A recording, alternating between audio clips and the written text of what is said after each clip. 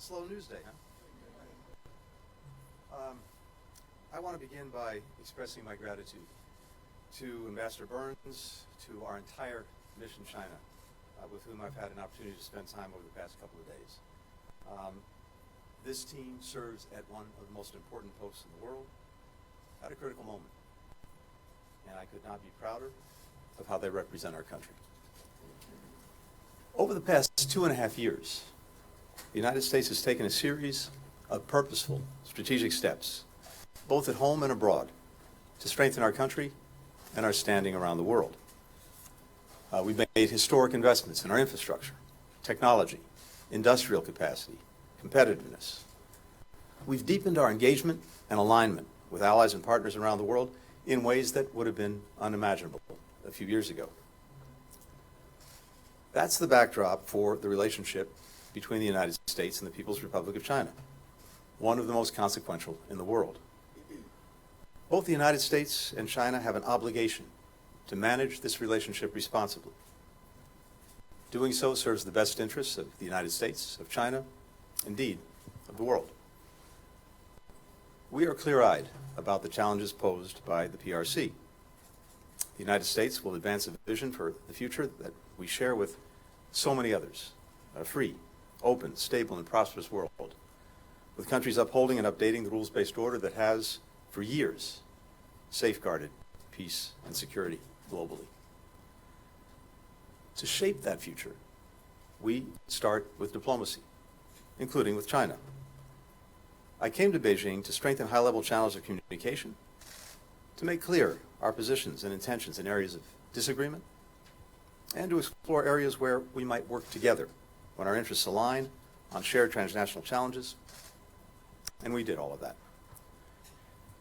Here in Beijing, I had an important conversation with President Xi Jinping, and I had candid, substantive, and constructive discussions with my counterparts, Director Wang Yi and State Councilor Qin Gang.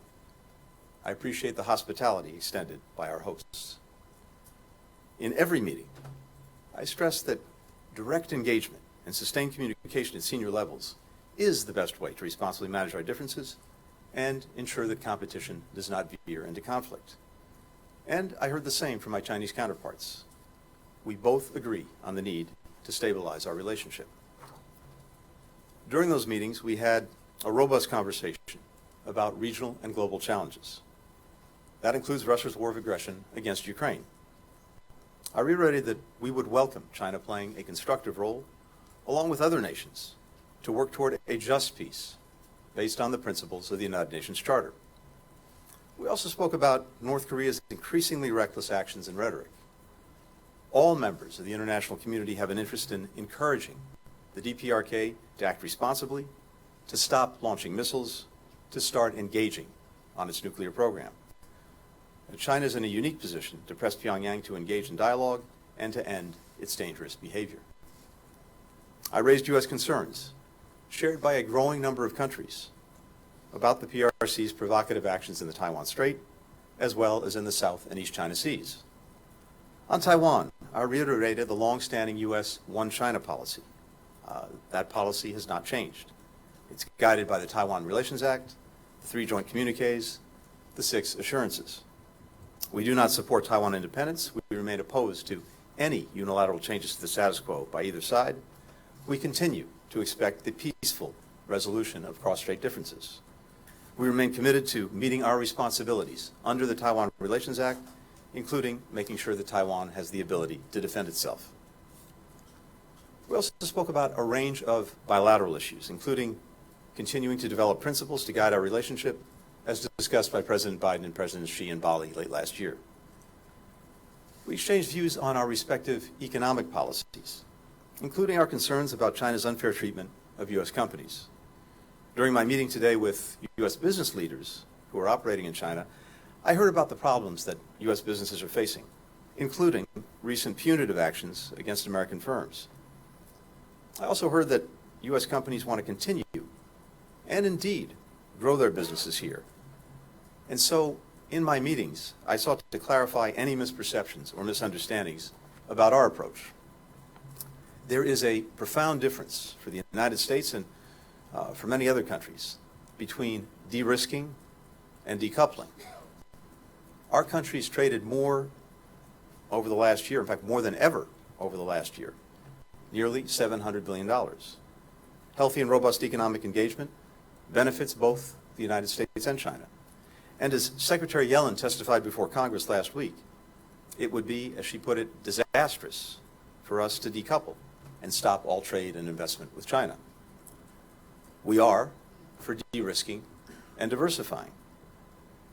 That means investing in our own capacities and in secure, resilient supply chains, pushing for level playing fields for our workers and our companies, defending against harmful trade practices, and protecting our critical technologies so that they aren't used against us. I made clear that we'll continue to take targeted actions that are necessary to protect U.S. national security. At my meetings, I also discussed human rights. The United States and the international community remain deeply concerned about PRC human rights violations, including in Xinjiang, in Tibet, in Hong Kong. I also specifically raised wrongfully detained U.S. citizens and those facing exit bans. There is no higher priority for me than the safety and well-being of U.S. citizens overseas, and I'll continue to work intensively to secure their release and their safe return home. As we work to address our differences, the United States is prepared to cooperate with China in areas where we have mutual interests, including climate, macroeconomic stability, public health, food security, counter-narcotics. On food security, we believe China can play a key role in alleviating global food insecurity. I underscore the importance of supporting a long-term expansion of the Black Sea Grain Initiative, which has facilitated the export of almost 32 million tons of grain from Ukraine, with approximately 18 million tons going to developing countries. A long-term expansion is critical for avoiding food shortages in some of the poorest, most food insecure countries in the world, as well as price surges.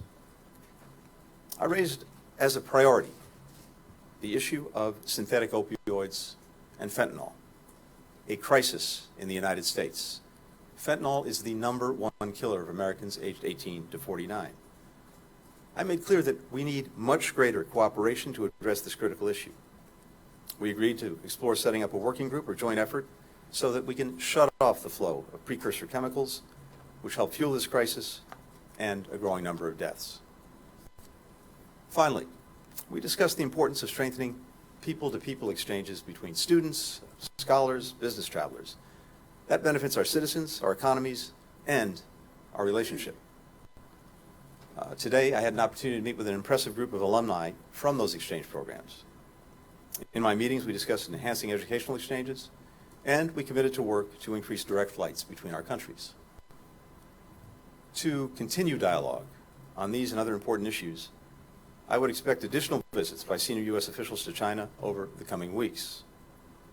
And we welcome further visits by Chinese officials to the United States. To that end, I invited State Counselor and Foreign Minister Qin Gang to visit Washington, and he agreed to come at a mutually suitable time. A little later this evening, I leave for London to attend the Ukraine Recovery Conference, and I'll also have an opportunity there to brief allies and partners on this visit and to continue to strengthen our alignment. We have no illusions about the challenges of managing this relationship. There are many issues on which we profoundly, even vehemently, disagree. We will always take the best course of action to advance the interests of the American people. But the United States has a long history of successfully managing complicated, consequential relationships through diplomacy. It's the responsibility of both countries to find a path forward, and it's in both our interests and the interests of the world that we do so. We'll take a few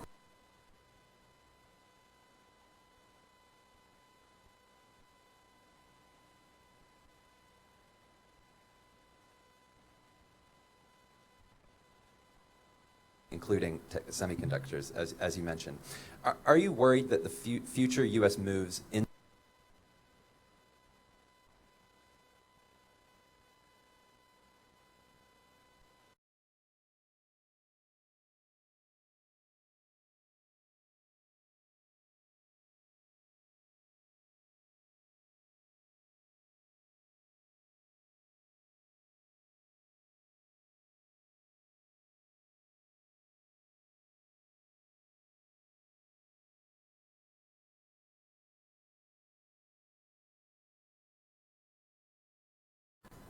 So on the first part of the question, one of the important things for me to do on this trip was to disabuse our Chinese hosts of the notion that we are seeking to economically contain them. We're not. And as I've said, we are not about decoupling. We're about de-risking and diversifying. And here's what I mean by that. First, when it comes to decoupling or economic containment, I think the facts simply belie that proposition. As I mentioned, our trade relationship reached the highest number that it's ever hit last year, about $700 billion in trade. American foreign direct investment in China has reached levels that we haven't seen since 2014. Parenthetically, we've got about 300,000 Chinese students studying in the United States. We have many American companies that I met with, or at least their representatives here, including the Chamber of Commerce, that continue to be very interested to do business here, and it's profoundly in our interest. I also noted to our hosts that China's broad economic success is also in our interest. We have done a remarkable job rebounding from COVID and having a growing economy, very low unemployment, tremendous investments in our future. But we also benefit tremendously when there is growth and progress in other countries, especially one of the world's largest economies when it comes to China. So it simply would not be in our interest to seek to decouple. And as I mentioned, and as you heard Secretary Yellen say to Congress just a few days ago, in fact, it would be disastrous. However, what is clearly in our interest is making sure that certain specific technologies that China may be using to, for example, advance its very opaque nuclear weapons program, to build hypersonic missiles, to use technology that may have repressive purposes. It's not in our interest to provide that technology to China. And I've also made that very clear. So the actions that we're taking, that we've already taken, and as necessary that we'll continue to take, are narrowly focused, carefully tailored to advance and protect our national security. And I think that's a very important distinction. Now, we're also not the only ones doing that. In fact, the phrase of the day, de-risk, not decouple, was actually put forward by the President of the European Commission, Ursula von der Leyen.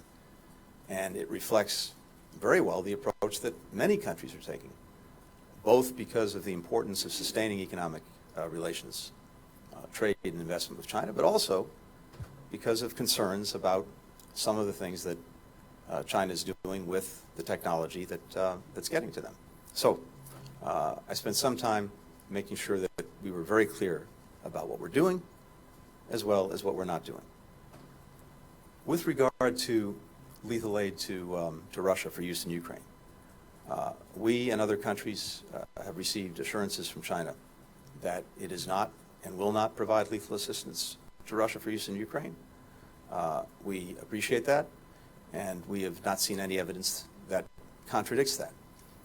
What we do have ongoing concerns about, though, are Chinese firms, companies, that may be providing technology that Russia can use to advance its aggression in Ukraine. And we have asked the Chinese government to be very vigilant about that. The next question goes to Marcelo Ninio with O Globo.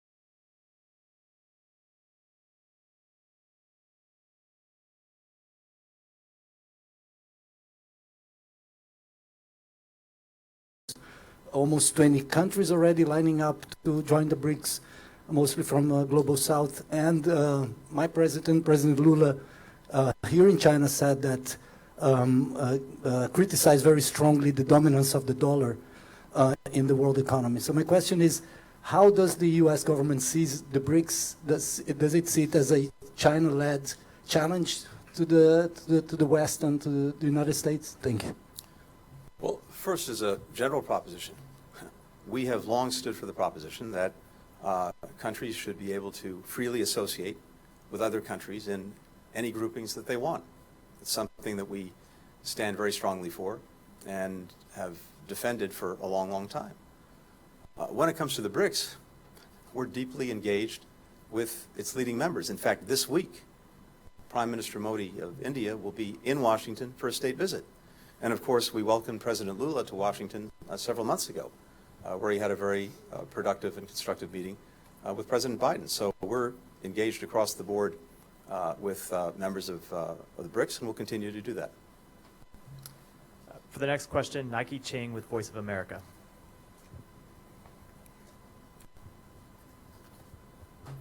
Good evening, Mr. Secretary. Good evening. I hope you make more news from this news conference. On Taiwan, how was Taiwan discussed in your 35-minute meeting with Chinese President Xi Jinping?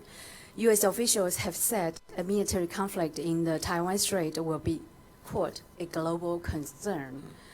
Taiwan will have a presidential election in 2024. Should a democratic election be a pretext to any military escalation in the Taiwan Strait? How do you respond to China's position that Taiwan is an internal issue that is not an American concern, and upon which there is room for compromise?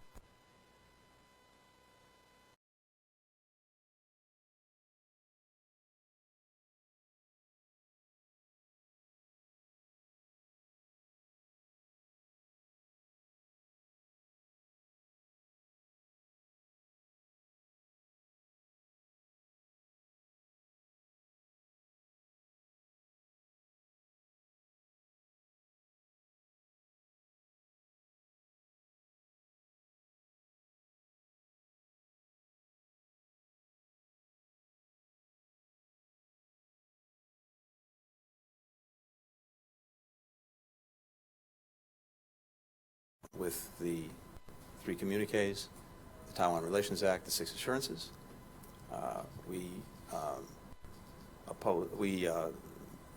do not support Taiwan's independence. We've made clear that we oppose any unilateral changes to the status quo by either side. We've been clear and consistent in our policy, and it's very important that we preserve the status quo that has helped maintain peace and stability across the strait for decades. So I reiterated that to our Chinese counterparts. President Biden has also made that repeatedly clear in his engagements with China. At the same time, we and many others have deep concerns about some of the provocative actions that China's taken in recent years, going back to 2016. And the reason that this is a concern for so many countries,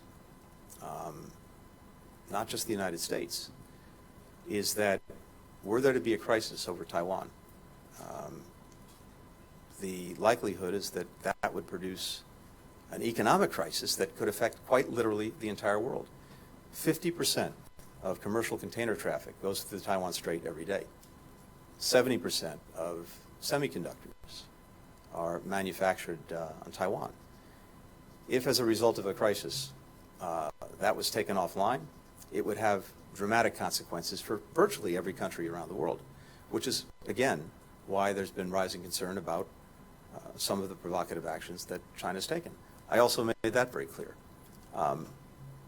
President Biden believes strongly that one of the successful aspects of our relationship with China going back 5 decades has been the responsible management of the Taiwan question. We continue to believe that that's essential. Next question goes to Ni Xiaowen with Phoenix TV. Thank you, Mr. Secretary. I'm from Phoenix TV.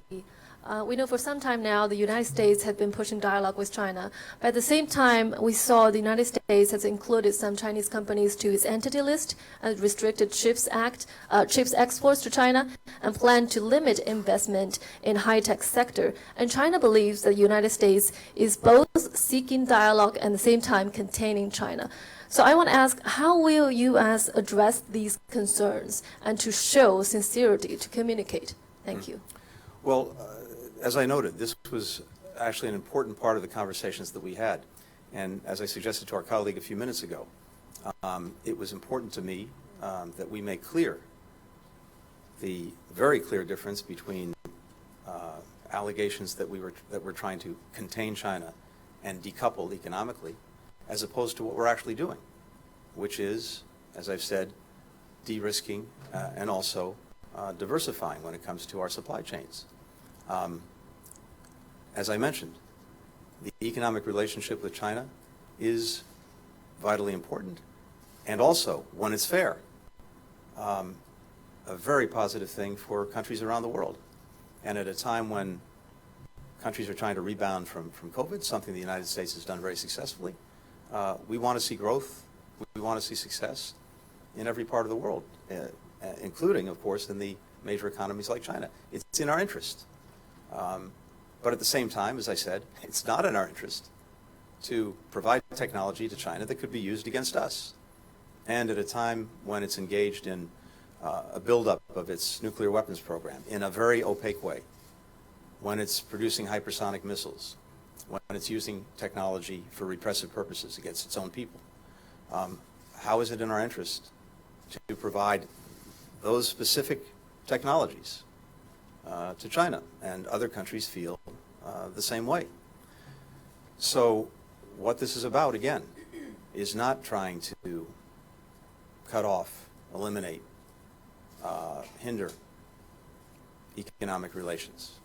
On the contrary, we think that they should be strengthened, but in a way that looks out for our workers, that looks out for our companies.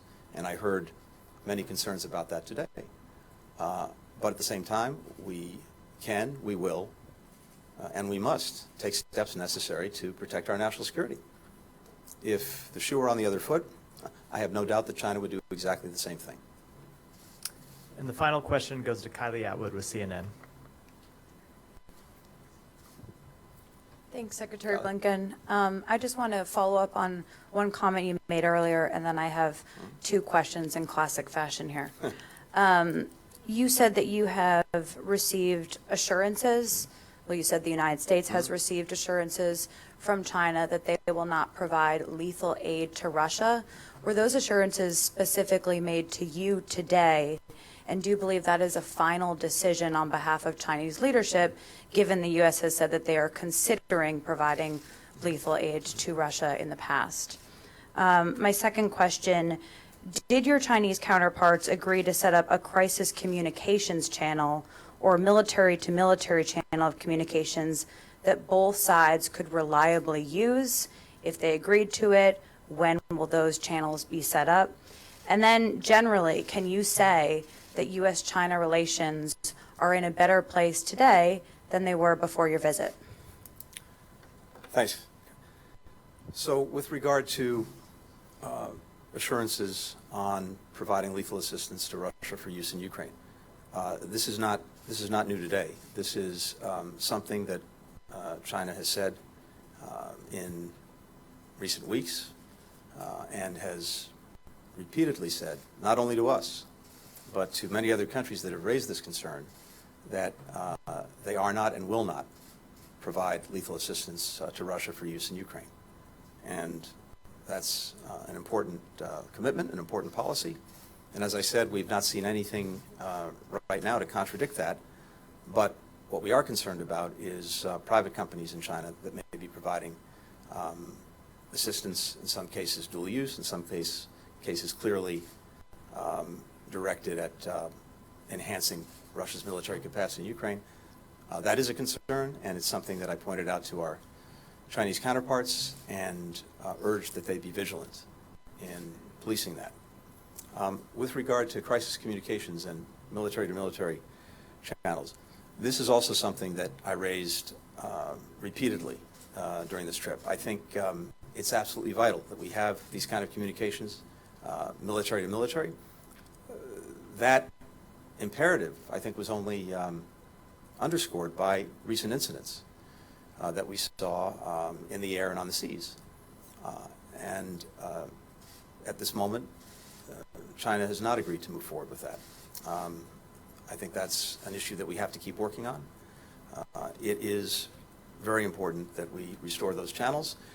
If we agree that we have a responsibility to manage this relationship responsibly, if we agree that it's in our mutual interest to make sure that the competitive aspects of the relationship don't veer into conflict, then surely we can agree and see the need for making sure that the channels of communication that we've both said are necessary to do that include military to military channels. So this is something that we're going to keep working on. As I said, there's no immediate progress, but it is a continued priority for us. Finally, with regard to the trip itself, look, it was clear coming in that the relationship was at a point of instability, and both sides recognized the need to work to stabilize it. And specifically, we believe that it's important to, as I said, establish better lines of communication, open channels of communication, both to address misperceptions, miscalculations, to ensure that that competition doesn't veer into conflict. And we were able, not only today and yesterday, to move back to those kinds of communications, but also I think we can anticipate in the weeks ahead visits by other senior officials, Chinese officials coming to the United States for that purpose. Second, it was important to use this visit for purposes of stabilizing the relationship, to be able to directly raise, face-to-face, issues of concern, places where we have profound differences. Those disagreements are pretty well known. They're bilateral challenges, they're global issues, regional security issues, values, human rights. And we did, in great detail and at some length, raise them, discuss them, and that is also beneficial to make sure that we have clarity between us on these differences, clarity on intent. Finally, this was an opportunity to explore areas where we might cooperate in the interests of our own people, in the interests of people around the world, on climate, on global economic stability, on global health, on fentanyl, as I mentioned, on exchanges actually between our people. So I think in terms of those objectives that we set for this trip, establishing open communications channels, directly raising issues of concern, exploring cooperation in places where it's in our mutual interest to do so. We did all of that on this trip, but progress is hard. It takes time, and it's not the product of one visit, one trip, one conversation. My hope and expectation is we will have better communications, better engagement going forward. That's certainly not going to solve every problem between us, far from it. But it is critical to doing what we both agree is necessary, and that is responsibly managing the relationship. It's in the interest of the United States to do that. It's in the interest of China to do that. It's in the interest of the world. And I think we took a positive step in that direction over the last 2 days. Thank you. Thank you.